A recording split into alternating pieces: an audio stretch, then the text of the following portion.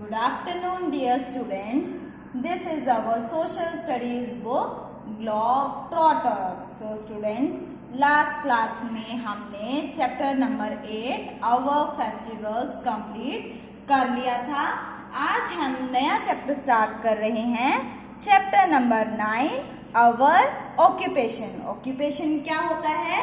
रोजगार. तो देखो चैप्टर हम बाद में पढ़ेंगे, पहले थोड़ी बातें कर लेते हैं. ऑक्यूपेशन से रिलेटेड ही बातें करेंगे. देखो आप कोई काम क्यों करते हैं बताओ. आपके पेरेंट्स अगर कोई काम करते हैं, कोई टीचर होगा, कोई साइंटिस्ट होगा, कोई डॉक्टर होगा, कोई लॉयर होगा, कोई फार्मर होगा, कोई शॉपकीपर होगा, तो आपके पेरेंट्स काम क्यों करते हैं और वो आपको क्यों बोलते हैं कि आप भी पढ़ो ताकि आप पढ़ लिख कर कुछ बड़े आदमी बन सको, कोई अच्छा काम कर सको. ऐसा बोलने के पीछे उनका एक ही मोटिव हो सकता है, वो आपको खुश देखना चाहते होंगे, है ना. अगर आप कोई काम नहीं करेंगे तो आप खाएंगे क्या? क्योंकि कुछ भी खाने के लिए आप दुकान पे कभी भी जाते हैं तो कोई आपको फ्री में सामान देता है? नहीं देता. इसका मतलब आपको क्या चाहिए? पैसे चाहिए. बिना पैसों के तो आप कुछ खा भी नहीं सकते. पैसे नहीं होंगे तो कपड़े भी नहीं खरीद पाएंगे और कपड़े पहनने के लिए भी आपको पैसों की ज़रूरत होती है. अच्छा, सबसे पहली जो हमारी बेसिक नीड होती है वो क्या होती है? रोटी, यानी कि फूड. हमें फूड चाहिए. खाना खाने के लिए हम कुछ भी कर सकते हैं और खाना भी हमें पैसों से मिलेगा, तो हमें उसके लिए पैसे कमाना पड़ेगा, है ना. पैसे कमाने पड़ेंगे हमें. और दूसरी चीज़, कपड़े पहनने के लिए भी हमें पैसे चाहिए. और फिर जब हमें खाना मिल जाएगा, हमारा पेट भर जाएगा, हम अपना तन ढक लेंगे, कपड़े पहन लेंगे, उसके बाद हमें चाहिए घर. घर किस लिए? कोई ज़रूरी थोड़ी ना बहुत बड़ा घर ही लेना है. घर होना चाहिए ताकि हम अपना सर छुपा सकें. इतनी धूप होती है, सर्दी होती है, बारिश होती है, आंधी तूफान ओले, इन सभी से हमें कौन बचाता है? घर बचाता है.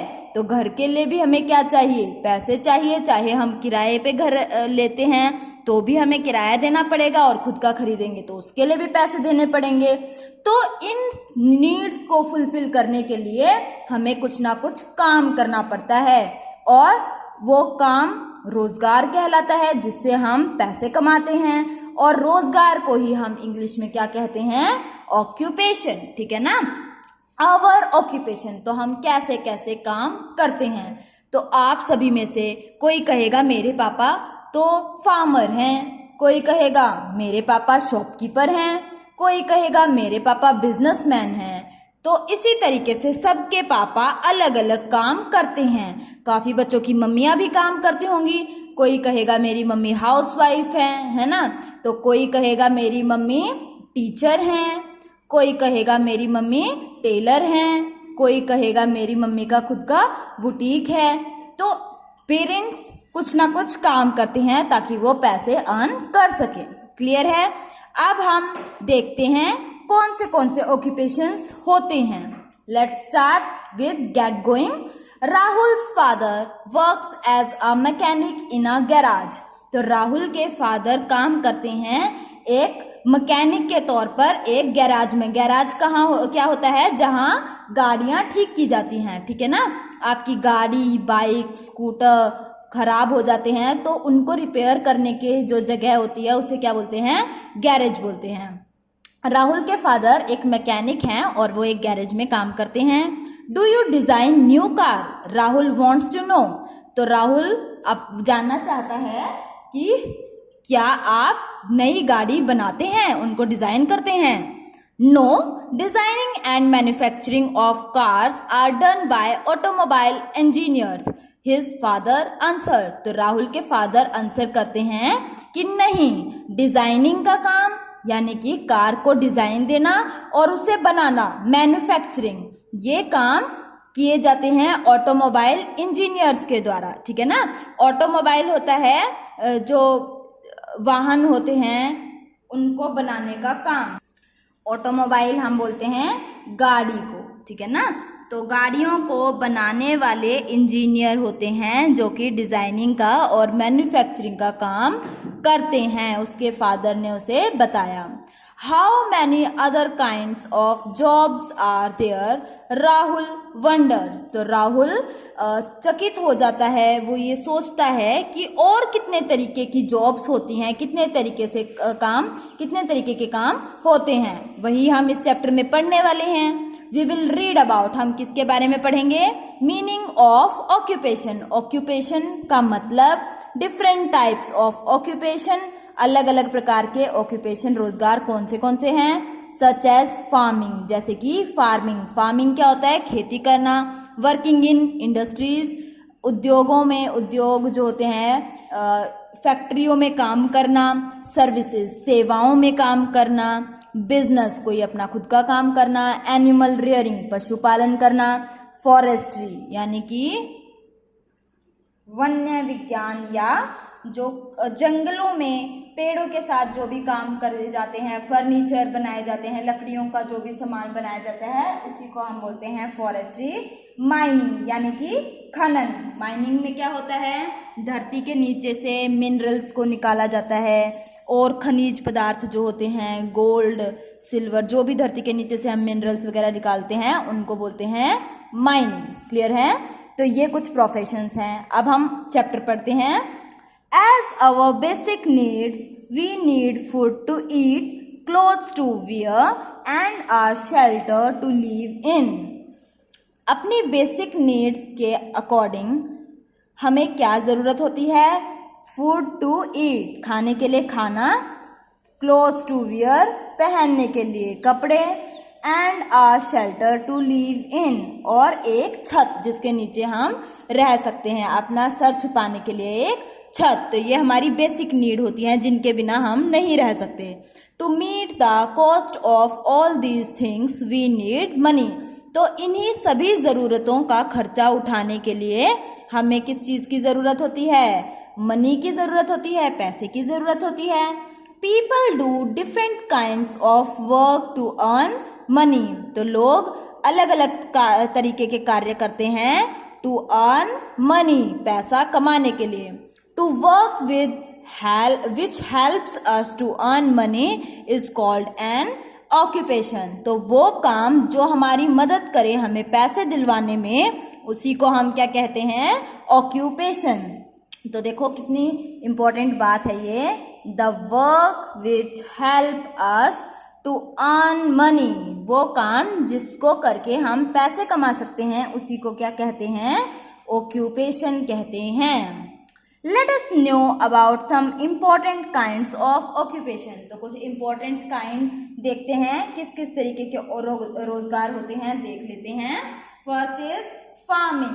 Farming होता है खेती करना। तो आप में से बहुत सारे बच्चों के पेरेंट्स क्या होंगे? फार्मर होंगे, खेती करते होंगे, है ना?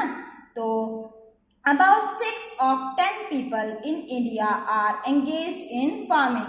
तो 10 में से लगभग 6 लोग भारत में, ये सिर्फ आइडिया है, ऐसा नहीं है कि भारत में सिर्फ 10 लोग हैं और उनमें से 6 खेती कर रहे हैं। ये आइडिया लगा लिया कि अगर पूरे भारत में मान लो 10 लोग हैं, तो उनमें से एटलीस्ट 6 लोग तो फार्मिंग के काम में ही एंगेज हैं, मतलब फार्मिंग ही कर रहे हैं। It means farming is the primary occupation of people in our country. इसका क्या मतलब है कि फार्मिंग प्राइमरी ऑक्यूपेशन है, मेन रोजगार फार्मिंग है। सबसे ज्यादा किया जाने वाला कार्य कौन सा हो गया? फार्मिंग हो गया। कहाँ पे? हमारी कंट्री में। A farmer grows food crops, vegetables, fruits, spices, jute, oil seeds, sugar cane etcetera. तो एक फार्मर क्या क्या उगाता है? फसलें, अनाज उगाता है, ठीक है, सब्जियां उगाता है, फ्रूट्स, फल उगाता है, स्पाइसेस, मसाले, जूट की खेती करता है, ऑयल सीड्स जैसे कि सरसों, जिनसे हम तेल निकाल सकते हैं। हमने पढ़ा था ना, वेजिटेबल ऑयल पढ़े थे, कौन से होते हैं? तो कोकोनट ऑयल, मस्टर्ड ऑयल, इस तरीके से हमने पढ़े थे। शुगर केन हम गन्ने को बोलते हैं कि गन्ना भी उगाता है, और भी बहुत सारी चीज़ उगाते हैं इन द फील्ड, खेतों में। These items are sent to the market. ये सामान मार्केट में भेजा जाता है। For किस लिए भेजा जाता है? तो ये भेजा जाता है for सेल बेचने के लिए भेजा जाता है। A farmer needs good quality seeds, fertile land and water for food crop production. तो एक फार्मर को किस चीज़ की ज़रूरत होती है? अच्छी क्वालिटी के बीजों की ज़रूरत होती है, फर्टाइल लैंड यानी कि उपजाऊ भूमि जहाँ पे खेती अच्छे से की जा सके, और वाटर, इन 3 चीज़ों की ज़रूरत होती है ताकि वो अच्छी फसल उगा सके। The government builds canals and dams for water. तो सरकार ने नहरें और बांध बनाए हैं पानी के लिए। तो आप देखते होंगे जब आपके घर के आसपास खेतों में नहर होती हैं जिनमें पानी होता है, और बांध किसी बड़े एरिया में होता है जहाँ बहुत ज़्यादा अमाउंट में वाटर होता है, तो वहाँ पे डैम होता है। किस लिए? पानी के लिए, ताकि पानी की कमी पूरी की जा सके। Besides tubewells, tanks and rain are also good source of water. इसी के साथ साथ ट्यूबवेल यानी कि नलके, टैंक और बारिश का पानी, ये सब भी पानी के अच्छे सोर्स हैं। तो ये था फार्मिंग के बारे में। अब हम पढ़ते हैं एनिमल रियरिंग के बारे में। Animal rearing is another important occupation of people in villages. Animal rearing एक दूसरा बहुत ही महत्वपूर्ण रोजगार का साधन है लोगों के लिए जो कि गांव में रहते हैं। तो आप में से जो बच्चे गांव में रहते होंगे उन्हें पता होगा उनके सभी के घरों में गाय भैंस होंगी, है ना, जानवर पालते होंगे ताकि वो उनसे दूध बना सकें। दूध मिलेगा तो फिर दूध को बेच के वो पैसे कमा सकते हैं, है ना। तो एनिमल रियरिंग ज़्यादातर गांव में जो लोग रहते हैं वो लोग करते हैं, ठीक है। अब देखो शहर में गाय नहीं है, भैंस नहीं है, तो वो लोग गांव वालों पे डिपेंड करेंगे। किस चीज़ के लिए? दूध के लिए, घी के लिए, है ना। तो वो गांव से ये सामान मंगवाएंगे। तो इसका मतलब एनिमल्स की भी बहुत ज़रूरत होती है। मिल्क नहीं पियेंगे तो उनके अंदर कैल्शियम की कमी हो जाएगी, है ना। तो एनिमल रियरिंग का मतलब होता है पालन करना। एनिमल यानी कि जानवरों का पालन, पशु पालन को बोलते हैं animal rearing. Animal rearing is another important occupation of people in villages. Rearing of animals is called animal husbandry. तो एनिमल्स को पालना ही क्या कहलाता है? एनिमल हस्बेंड्री कहलाता है। Animals like cows, buffaloes and goats are reared for milk. तो animal जैसे कि गाय, भैंस, बकरी, इनको दूध के लिए पाला जाता है। Ships are reared to get wool. तो भेड़ों को हम ऊन के लिए पालते हैं। Oxen are used to plough field. तो बैल को हम खेतों को जोतने में इस्तेमाल करते हैं, तब उनकी जरूरत होती है। Rearing of animals for milk is called dairy farming. Rearing of animals को पालना दूध के लिए ही क्या कहलाता है? Dairy farming. आप बोलते हैं ना डेयरी से दूध लेके आ रहा हूँ, यानी कि डेयरी का क्या मतलब हुआ? जहाँ पे दूध देने वाले पशु रहते हैं। डेयरी फार्मिंग भी हम किसको बोलते हैं? रियरिंग ऑफ एनिमल्स को, ठीक है ना। जो दूध का काम करेंगे या दूध से बने हुए उत्पादों का काम करेंगे उसे हम बोलेंगे dairy farming. Poultry farming is also very important. तो डेयरी फार्मिंग में क्या होता है? दूध के लिए जानवरों को पाला जाता है तो उसे बोलते हैं डेयरी फार्मिंग। पोल्ट्री फार्मिंग में क्या किया जाता है?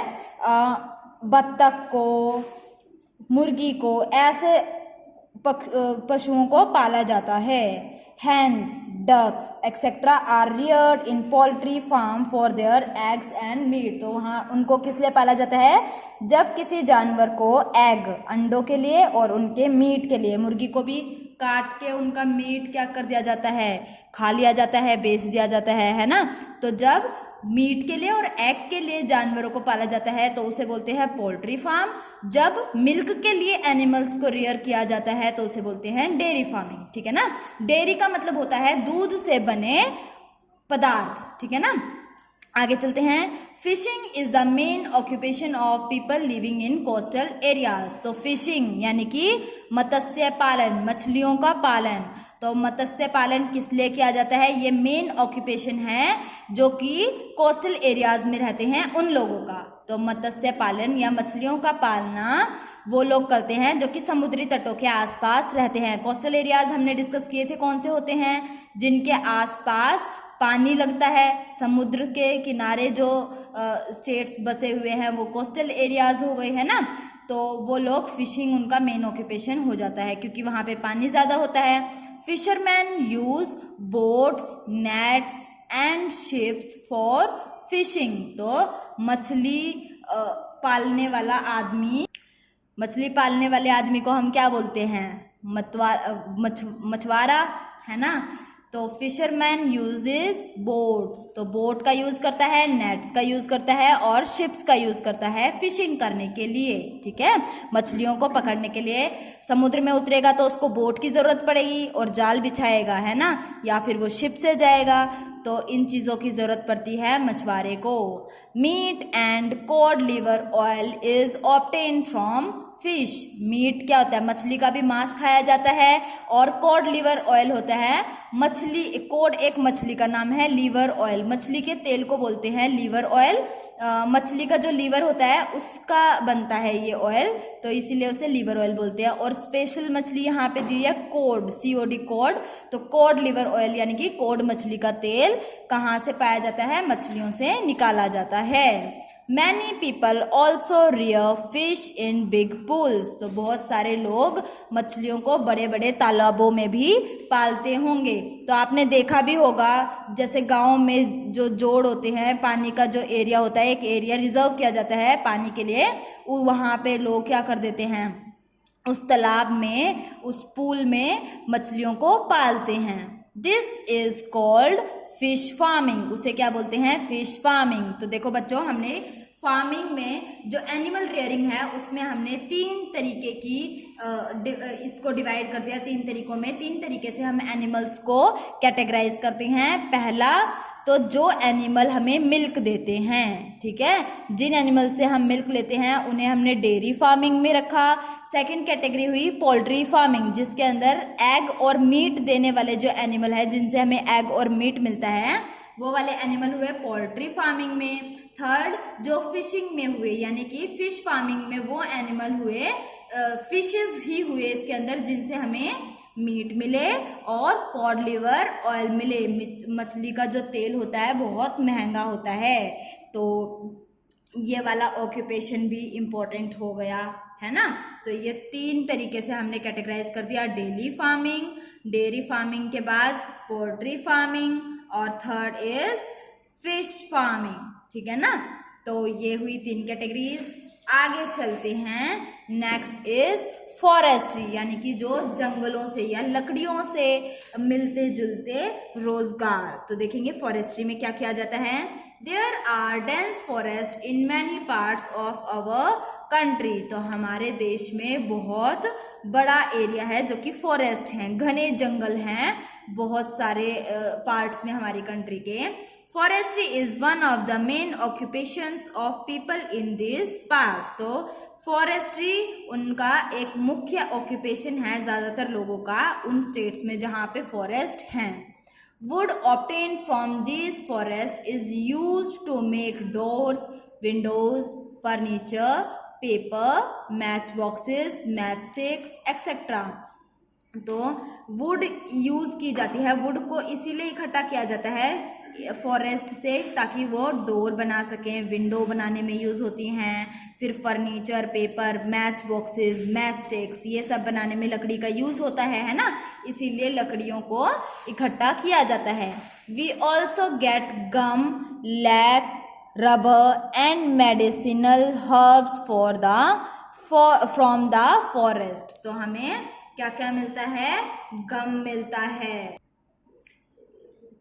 We also get gum, lac, rubber and medicinal herbs from the forest। तो हमें क्या क्या मिलता है? गम मिलते हैं, लैक मिलता है, रबर और मेडिसिन की जो जड़ी बूटियां होती हैं जिनसे हम दवाइयाँ बना सकते हैं वो भी हम कहाँ से प्राप्त कर सकते हैं, फॉरेस्ट से। ठीक है, डू यू नो, देखते हैं Kerala is the leading producer of rubber in India. तो देखो बच्चों, हमने एक चैप्टर में पढ़ा था कि केरला क्या है, केरला सबसे ज़्यादा स्पाइसेस प्रोड्यूस करने वाली स्टेट है ना।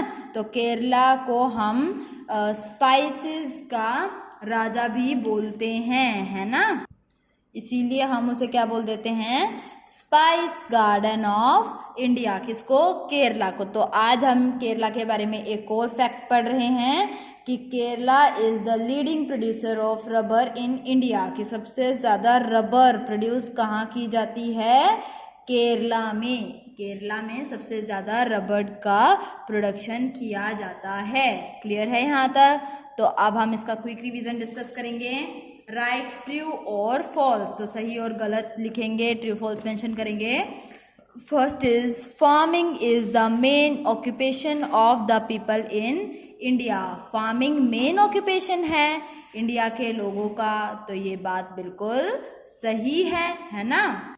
So this statement is true, लिखेंगे TRUE, ट्रू। नेक्स्ट स्टेटमेंट देखते हैं। Cows and buffaloes are related reared for milk। तो काव और बफेलो की उनको हम क्यों रखते हैं, उनका पालन किस लिए किया जाता है, दूध के लिए। तो ये बात भी ठीक है।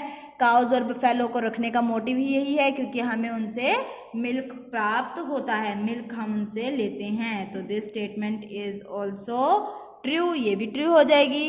Next, fishing is the main occupation of the people living in dense forest area. तो क्या फिशिंग मेन ऑक्यूपेशन है उन लोगों का जो कि घने जंगलों में रहते हैं? तो नहीं, फिशिंग तो हमने पढ़ा था जो कोस्टल एरियाज में रहते हैं उनका मेन ऑक्यूपेशन है। तो ये स्टेटमेंट हो गई गलत और लिखेंगे FALSE, false. Next, wood is used to make windows, doors, furniture, etc। तो wood हम किस लिए यूज़ करते हैं, विंडो बनाने के लिए, डोर्स बनाने के लिए, फर्नीचर बनाने के लिए, और जैसे match stick, match box, medicine के लिए तो हम लकड़ी का यूज़ करते हैं। तो ये बात बिल्कुल ठीक है। So this statement is true. Clear है। नेक्स्ट देखते हैं आगे। माइनिंग, माइनिंग मैंने आपको बताया था क्या होता है, धरती के नीचे से जब हम चीज़ों को निकालते हैं, मिनरल्स को निकालते हैं, तो उसी को क्या कहते हैं, माइनिंग, खनन जिसको हिंदी में बोलते हैं। So minerals like coal, petrol, iron, gold etcetera are obtained from deep below the surface of the earth. तो माइनिंग क्या होती है, कोल, पेट्रोल, आयरन, गोल्ड, ऐसे जो मिनरल्स होते हैं ये धरती में बहुत नीचे, धरती के सरफेस में दबे होते हैं, इनको प्राप्त करना कहलाता है mining. Deep holes dug into the surface of the earth to get these minerals are called mines। तो गहरे गहरे गड्ढे खोद देना, डग का मतलब होता है खोदना, खुदाई करना, ठीक है ना। तो गहरे गहरे गड्ढे खोद देना into the surface of the अर्थ, धरती के सरफेस में, टू गेट दीज मिनरल्स, ताकि इन मिनरल्स को प्राप्त किया जा सके, आर कॉल्ड माइंस, उसी को क्या कहते हैं, माइंस, यानी कि खदान, ठीक है, हिंदी में बोलते हैं खदान, जहाँ से मिनरल्स निकलते हैं वो प्लेस होती है mines. The process of digging out minerals from the mines is called mining. तो वो प्रोसेस कौन सा, डिगिंग, डिगिंग होता है खुदाई का, तो जब खोद के मिनरल्स को माइंस से बाहर निकाला जाता है उसे कहते हैं mining. The process of digging out minerals from the mines is called mining. खदानों को खोद के उसमें से मिनरल्स को बाहर निकालने के प्रोसेस को क्या कहते हैं, माइनिंग कहते हैं। A large number of people are engaged in mining। तो बहुत सारे लोग जुड़े होते हैं इस काम में, एक आदमी के बस का तो काम है नहीं, है ना, क्योंकि इतनी गहरी गहरी खदान खोदनी पड़ती हैं, इतना गहरे गड्ढे करने पड़ते हैं, तो इसमें बहुत सारे लोगों की ज़रूरत होती है, ठीक है ना। तो ये था माइनिंग का काम। उसके बाद हम देखते हैं वर्किंग इन इंडस्ट्रीज, यानी कि उद्योगों में या फैक्ट्रियों में काम। Raw materials like would, iron and cotton obtained from different sources are converted into usable items in the industries। तो रॉ मटेरियल यानी कि कच्चा माल, जब कोई सामान तैयार हो जाता है उसके अंदर जो भी सामान इस्तेमाल किया जाता है, जैसे कि मान लो मुझे बनाना है, चाय बनानी है, इजी एग्जाम्पल, सबको चाय बनाने का तो पता होता होगा। उसके अंदर क्या डालते हैं, दूध, चीनी, चाय पत्ती, इलायची, है ना, और पानी, यही डलता है मेन। तो उसके अलावा आपका मन करे तो आप उसके अंदर काली मिर्च भी डाल सकते हैं, लौंग भी डाल सकते हैं, जो मन करे। बाकी मेन हम चाय कैसे बनाते हैं, दूध, पानी, चाय पत्ती और चीनी डाल के, ठीक है। तो उसी को हमने क्या बोला, रॉ मटेरियल। जब सामान तैयार होने से पहले उसके अंदर क्या क्या सामान की जरूरत पड़ती है उनको हम बोलते हैं रॉ मटेरियल, यानी कि कच्चा माल। तो रॉ मटेरियल्स जैसे कि वुड, आयरन्स, कॉटन, ये सभी ऑब्टेन की जाती है डिफरेंट सोर्सेज से, अलग अलग जगह से इसे इकट्ठा किया जाता है and converted into usable item, और उसे कोई ज़रूरत के सामान में बदल दिया जाता है इंडस्ट्रीज में, उद्योगों में, ठीक है। A large number of people work in different industries, बहुत ज़्यादा संख्या में लोग काम करते हैं अलग अलग फैक्ट्रियों में। Paper industry, textile industry, iron and steel industry are some example of industries. तो पेपर इंडस्ट्री में क्या किया जाता है, पेपर बनाया जाता है। टेक्सटाइल इंडस्ट्री में कपड़ों का काम किया जाता है, धागे बनते हैं या बाथमेट बनते हैं, और भी बहुत सारी चीज़ें कपड़ों से रिलेटेड, फैब्रिक का काम सारा हो गया। आयरन में आयरन की चीज़ें बनाई जाती हैं, और स्टील इंडस्ट्री में स्टील का सामान बनाया जाता है। Are some examples of industries, तो ये कुछ उदाहरण है किसके, इंडस्ट्रीज के, ठीक है। तो ये काम करते हैं हम इंडस्ट्रीज में। तो अब हम चलते हैं सर्विसेज पे। देखो बच्चों, सर्विस में हम कोई सामान खरीदते नहीं हैं, कोई सामान बेचते नहीं हैं, हम कुछ पैसे देते हैं और बदले में कुछ सेवाएं लेते हैं। जैसे कि अगर आपको बुखार हो जाता है तो आप किसके पास जाते हैं, डॉक्टर के पास जाते हैं ना। तो डॉक्टर के पास जाएंगे तो डॉक्टर तो सिर्फ अपनी फीस लेगा और कुछ दवाइयाँ आपको लिख के दे देता है कि ये दवाइयाँ ले लो और आपका बुखार ठीक हो जाएगा। तो उसने पैसे किस बात के लिए, जब उसने कोई सामान दिया ही नहीं, तो उसने पैसे लिए अपनी सर्विस के, जो उसने आपको इलाज बताया उसके पैसे लिए। जैसे कि आप स्कूल में आते हैं, तो आप स्कूल में आए तो आप उसके लिए फीस दे रहे हैं, फी पे कर रहे हैं, पर जब आप स्कूल से घर जाते हैं तो आपके बैग में कोई एक्स्ट्रा सामान होता है क्या, आप कोई सामान लेके घर जाते हैं, नहीं जाते। इसका मतलब आप स्कूल से कुछ भी नहीं लेके जा रहे, पर कुछ सर्विसेज लेके जा रहे हैं। हम आपको स्कूल में पढ़ाते हैं और आप वो नॉलेज घर लेके जाते हैं, तो वो क्या है, सर्विस। ज़रूरी नहीं है कि हम जहाँ भी पैसे दें तो बदले में हमें कोई ना कोई सामान मिले। कभी कभी हमें सामान की जगह कुछ सेवाएं मिलती हैं। सामान हमें दिखाई नहीं देता, पर उससे कुछ ना कुछ हमें फ़ायदा होता है, उसी को हम क्या बोलते हैं, सर्विस बोलते हैं। तो ये सभी क्या होती हैं, सर्विसेज होती हैं।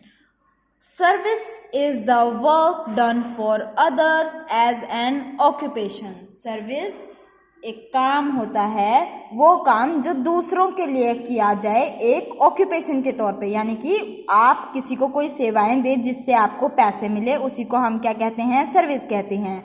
A large number of people give their service in schools, colleges, banks, hospitals, post offices, railways, police force, military, etc.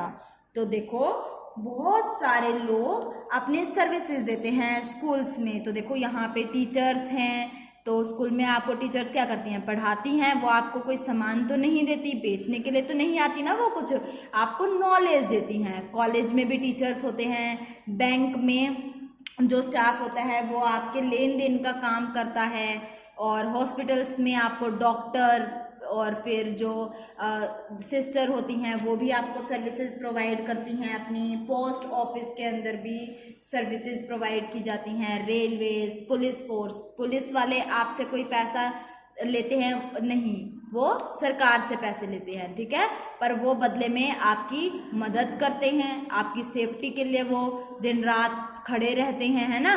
Military में भी जो हमारी सेनाएं होती हैं वो बाहरी आक्रमण से या हमारे देश के ही बीच अंदर कोई कॉन्फ्लिक्ट हो जाए, लड़ाई झगड़ा हो जाए तो उन चीज़ों से हमें बचाती हैं, तो वो भी अपनी सेवाएं देती हैं। तो सर्विस में ऐसी चीज़ें जो आप दूसरों के हित के लिए काम करते हैं जिसके बदले में आपको पैसे मिले, ठीक है। सो बिजनेस देखते हैं। बिजनेस का मतलब खरीदना बेचना कोई सामान, ठीक है, जो कि अपना खुद का काम हो। Business is the occupation of buying and selling goods and services. तो बिजनेस ऐसा ऑक्यूपेशन है जिसमें सामान को खरीदा और बेचा जाए, ठीक है ना।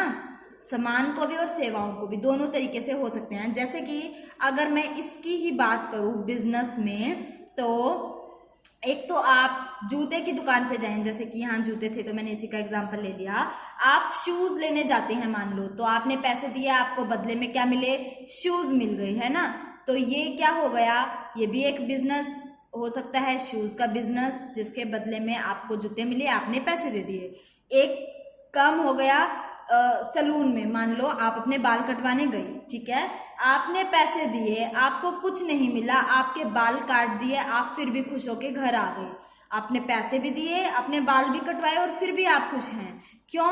क्योंकि आप अपने बाल कटवाने गए थे, आपके कहने पे उसने आपका एक काम आसान कर दिया, तो कोई ना कोई उसने अपनी सेवा दी है, अच्छा सा हेयर स्टाइल बना दिया, आपका हेयर सेट कर दिया, है ना। तो ये क्या हुआ, ये भी एक सर्विस हुई, ठीक है। या तो आपको कोई सामान मिलेगा बदले में, या फिर कोई सर्विस दी जाएगी, कोई अच्छी सेवा दे दी जाएगी आपको, ठीक है। तो बिजनेस ऐसा उद्योग होता है जिसके अंदर सामान खरीदा या बेचा जाता है, गुड्स भी और सर्विसेज भी। Many people run shops, restaurant, showrooms etcetera. बहुत सारे लोग दुकानें चलाते हैं, रेस्टोरेंट जहाँ पे खाने पीने का सामान मिलता है, शोरूम्स, बड़े बड़े शोरूम जिसमें क्लोथ्स, शूज़, बैग्स, बहुत सारे आइटम्स रखे होते हैं, तो ये सब चलाते हैं। Many people set up industries. बहुत लोग अपने उद्योग चलाते हैं। अ नंबर ऑफ हॉकर्स। हॉकर क्या होते हैं, फेरी वाले, जो अपना सामान एक स्थान से दूसरे स्थान पे गली गली में घूम के बेचते हैं, ठीक है ना। तो many people a number of hawkers also sell small items to earn money. तो फेरी वाले भी अपना छोटा मोटा सामान बेचते हैं पैसे कमाने के लिए, क्लियर है। उसके अलावा भी कोई ऑक्यूपेशन कुछ होते हैं, उनको देखते हैं। Some other occupations. दूसरे ऑक्यूपेशन क्या है, A large number of people earn money through some other occupations like acting, singing, dancing and painting. तो जो हमने ऊपर ऑक्यूपेशन पढ़े उनके अलावा भी बहुत सारे लोग डिफरेंट ऑक्यूपेशन से पैसे कमाते हैं, जैसे कि एक्टिंग। तो देखो, जब आपको टीवी पे डोरेमोन दिखाई देता है या फिर छोटा भीम आप देखते हैं, तो वहाँ कोई ना कोई कैरेक्टर है जो एक्टिंग कर रहा है ना, और वो बदले में क्या ले रहा है, पैसे ले रहा है। वो आपको कुछ दे नहीं रहा, आपको खुश कर रहा है, आपको एंटरटेन कर रहा है ना। तो एक्टिंग भी एक ऑक्यूपेशन हो गया। सिंगिंग, कोई गाना गाता है, जैसे कि जगराते होते हैं, जागरण होते हैं, तो क्या होता है, उसमें गाना गाया जाता है, बदले में आप उनको पैसे देते हैं, है ना। वो सामान तो नहीं दिया उन्होंने कुछ, सिर्फ गाना गाया और वही उनकी सर्विस थी जिसके बदले में उन्होंने पैसे मांगे, ठीक है। डांसिंग, जैसे कि आप डांस इंडिया डांस और भी बहुत सारे शोज देखते हैं, सिंगिंग एंड डांसिंग कॉम्पिटिशन होते हैं, वहाँ पे क्या करते हैं, वो हमें एंटरटेन करते हैं जिसके बदले में उन्हें पैसे मिलते हैं। एंड पेंटिंग, पेंटिंग बना बना के भी लोग अपना बिजनेस करते हैं। तो और भी बहुत सारे प्रोफेशंस होते हैं। Some people take up sports as their occupation. कुछ लोग स्पोर्ट्स को अपना ऑक्यूपेशन बना लेते हैं, जैसे कि एक बहुत अच्छा खिलाड़ी है कबड्डी का, कबड्डी उसको बहुत अच्छे से खेलनी आती है, तो वो कोच बन सकता है, वो देश के लिए मेडल्स लेके आ सकता है, तो उसको वहाँ से पैसे मिलेंगे, तो वो भी उसका ऑक्यूपेशन बन जाएगा, है ना। तो ऑक्यूपेशन का मतलब क्या हुआ, जिस प्रोफेशन से जो काम करके आपको पैसे मिलते हैं, ठीक है ना। तो वो कोई भी काम हो सकता है, उससे आपको पैसे मिले तो वो क्या कहलाएगा, ऑक्यूपेशन या रोजगार, ठीक है। तो that's all about our chapter. Quick revision 2 और डू यू नो देख लेते हैं। Do you know Mukesh Ambani is the richest businessman in India. तो मुकेश अंबानी का नाम आपने सुना भी होगा, वो सबसे अमीर बिजनेसमैन है हमारी कंट्री के, क्लियर है। तो मुकेश अंबानी, आगे से कोई आपसे पूछे कि हु इज मुकेश अंबानी, तो आप बताएंगे richest businessman in India, alright. आगे देखते हैं quick revision 2, name the following. Any 2 minerals obtain from the earth. कोई भी 2 खनिज जो कि कहाँ से मिलते हैं, अर्थ से। तो एक आप लिख सकते हैं कोल, सेकेंड वन आप लिख सकते हैं पेट्रोल, गोल्ड, कुछ भी लिख सकते हैं, तो मैंने लिख दिया गोल्ड। कोल एंड गोल्ड आपको मिलता है, ठीक है। Next is the process of digging out minerals from the mines. तो माइंस के अंदर से मिनरल्स को बाहर निकालने का प्रोसेस क्या कहलाता है, तो वो कहलाता है माइनिंग। माइन से निकालते हैं जब हम मिनरल्स, तो उसे कहते हैं mining, MINING, mining. Next, any 2 examples of industries. तो कोई भी 2 एग्जाम्पल दे सकते हैं इंडस्ट्रीज के। एक तो आप लिख लीजिए paper, paper industry, INDUSTRY, paper industry हो गई। उसके साथ आप आयरन इंडस्ट्री लिख लीजिए, कोई भी इंडस्ट्री आप लिख सकते हैं, आयरन, INDUSTRY,